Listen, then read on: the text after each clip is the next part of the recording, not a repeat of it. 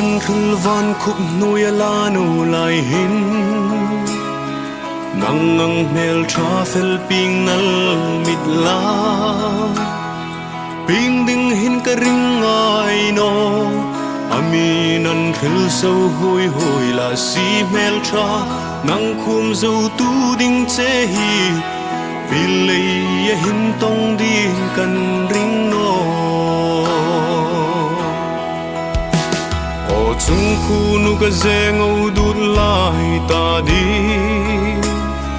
vang nei na mal som na ka hung nge ni alung ai ding mi phal pek no la kum tlong in chui lo parang vul jing sing adam lai ni tlak ma chen in mangai na achunga in vul tir jing ro kan fla phal thei lul no che ngai lai je ni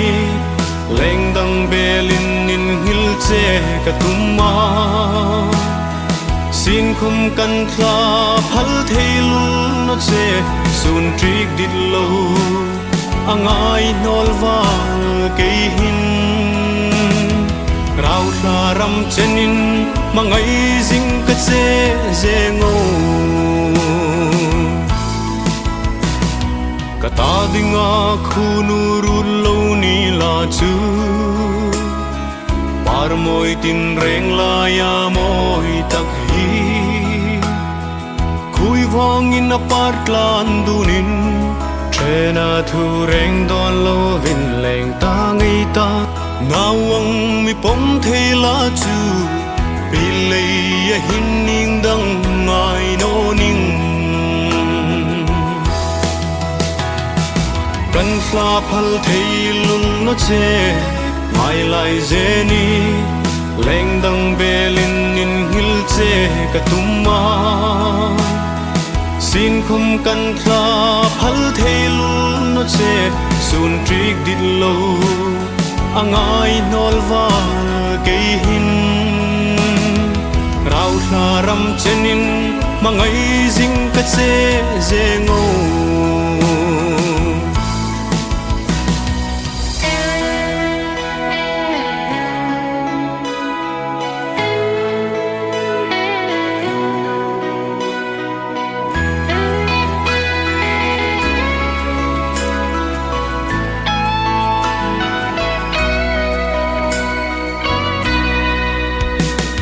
ngai lai zeng oi zun ngai an ring wal hin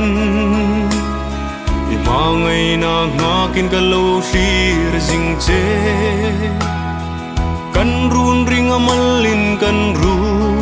sin khom nang rup chun nep no la mi ngain sira imi no lel ding mo ka ma ngai du lai zeng o mel tra kan fla phal thei lul no che ngai lai je ni leng dang belin in hil che ka tumma sin khum kan fla phal thei lul no che sun trik dit lo angai nol wal ke hin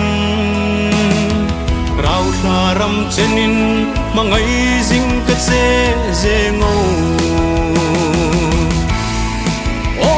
khu nu mangai da king vai chu cây ring wal chan ding lo ru tel chu nawang trap lai bang zai rel ding har sa ka ti ngai lai zeni